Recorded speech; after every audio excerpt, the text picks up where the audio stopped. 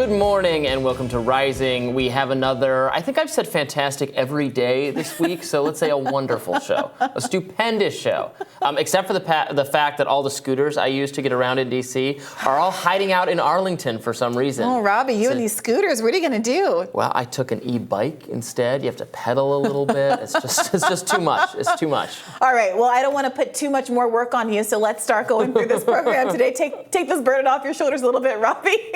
Today on Rising, we'll have Reason Magazine's Liz Wolfe back. We'll discuss the new data showing that in 2022, the IRS went after the poorest taxpayers. Plus, a certain failed gubernatorial candidate from Georgia said she's likely to run again. We'll get more into that later.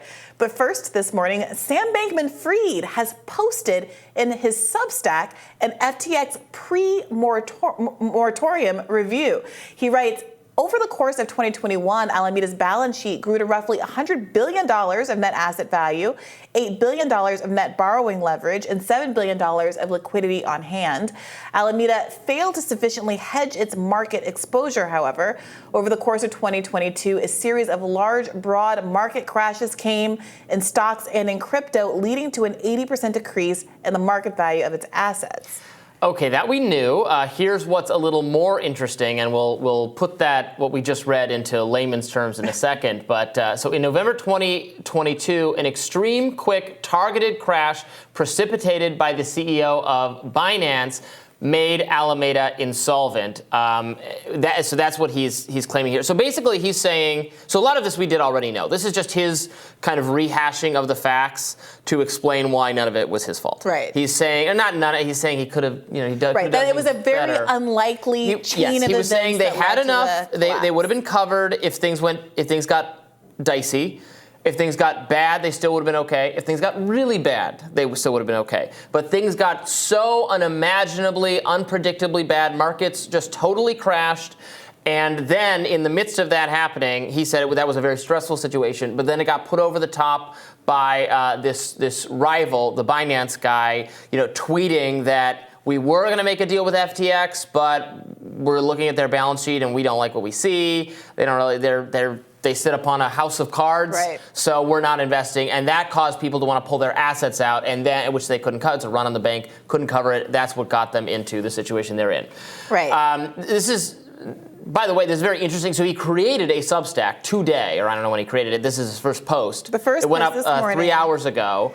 Which is notable because it does seem part of this ongoing trend where no matter how tough a spot he's in, no matter how much it looks like he's going to have the full weight of the criminal justice system come down on him, and no matter how much he's in a position where most people would say, maybe I should keep my mouth shut, consult only with my lawyers, not expose myself any more than I've already been exposed. As we've discussed on this show, he's done interview after interview, and having gone to jail and now being under house arrest at his parents' house in Palo Alto hasn't stopped him from both giving interviews and now fully just broadcasting to the world on Substack. Yeah. And people are wondering if this is part and parcel of the same hubris that got him into the situation in the first place. What I think he's missing in all of this, he's basically suggesting it's unfair. Mm-hmm. It was an accident, lightning struck 3 times, and then someone was out to get me. A rival took me down by blasting out that my thing was not a solid investment and he was not going to invest in it, and that hurt me.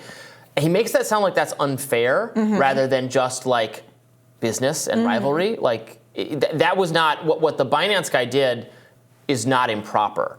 And in fact, it was letting people know a truth, which right. is that the underlying value of the whole thing had collapsed.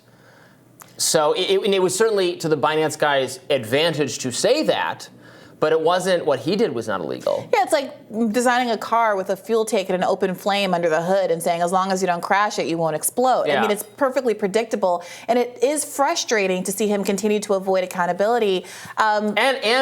It's like that, and then if someone who I want to like start advertising, what metaphor did you just use? A burning car.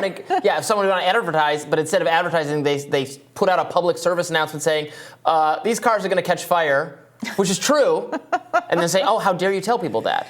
Yeah, I mean, look, so I mentioned earlier that he's continued to give interviews. Theodore Schleifer over at Puck flew out to his parents' house where he's under house arrest with an ankle monitor in Palo Alto and painted a very kind of bleak portrait of what's going on for him. Of course, infinitely more Tony and plush than what most prisoners are having to deal with in the United States of America. There were some interesting lines in this this profile of SBF.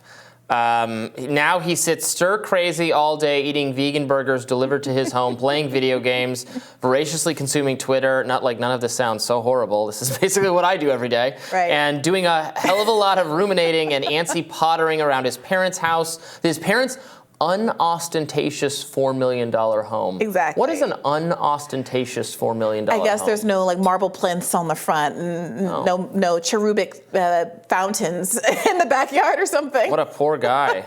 Yeah. So look, in this piece, Teddy describes his mental state as seeming like he knows he's supposed to be contrite, but he seems to still think that he hasn't done anything wrong, and that he can fix it. Right. That also comes through in all of this. See, he thinks that FTX is still a worthwhile investment for people. He thinks if people do invest, then he would be able to make customers whole. He is a lot in that Substack. So he doesn't like what the bankruptcy guy that got brought in to kind of handle this is doing. He says if that guy was still going for a strategy of basically fixing the company and taking on investment, they'd be able to pay everyone out and everything would be fine. That's clearly still what he wants to happen. Yeah. So I don't know if he's in deep denial about he says in this, he tells Teddy that he thinks that the lawyers and advisors are basically too risk averse, and that, again, as you put it, he could fix it. Right. A guy who lost this much amount of money essentially gambling, of course, thinks the people doing normal risk assessment are too risk averse. Yeah. Like if you're used to just betting it all on black over and over again. Oh, I lost everything. But people who don't do win. that are risk averse. Right, exactly. It is wild. Well, back to the rivalry. Let's recall this exchange between Binance and SBF from December. So, this is what I was talking about. Sam was so unhinged when we decided to pull out as an investor that he launched a series of offensive tirades at multiple Binance team members, including threatening to go to extraordinary lengths to make us pay. We still have those text messages. Sam replies, "You won, CZ Binance. There's no need to lie now about the buyout. We initiated conversations around buying you out, and we decided to do it because it was important for our business. And while I was frustrated with your negotiation tactics, I chose to still do it."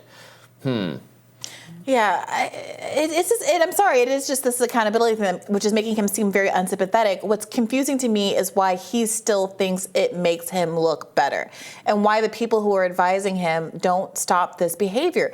You can't tell me that. We talked about this, I think, in one of my radars a few weeks ago, that he is making disclosures, potentially very meaningful from a legal perspective, disclosures about the timing of various events and when he knew what. And every time he opens his mouth to say something like this, he makes a mistake. Moreover, there have been several of these interviews, which in fact were not intended to be interviews. There were DM conversations that were on the record, and he didn't believe they were on the record because he says he had a prior relationship with the journalist and thought they were just friends chatting. I mean, real rookie moves, I gotta say, for someone who's been invested with this much power and, frankly, other people's money. Also had a rookie Substack move. Maybe this is completely forgivable, but apparently when he created this Substack this morning, initially it was like you could sign up, you'd pay for it, and somebody pointed that out, and then he responded on Twitter. He said, "Whoops, that was unintentional. Good catch." So he changed it so you can read it for free. You don't have to pay him.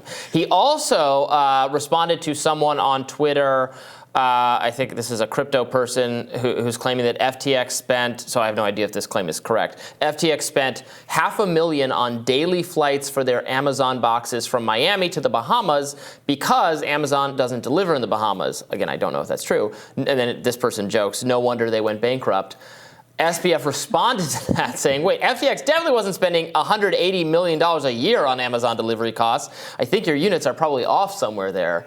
But that does make it sound like it's we're not even a some real denial, right? Exactly. If it's $499,000, then it's okay. Apparently, look, there was a lot made of the fact that apparently he got, some special conditions in the Bahamian jail, and there has been reporting about how because he's vegan, he in this Teddy Schleifer article, he was somehow like surprised that his dietary needs weren't going to be accommodated in this context, and about how he was eating all of these peanut butter sandwiches and was wondering how long this jar of peanut butter was going to last him.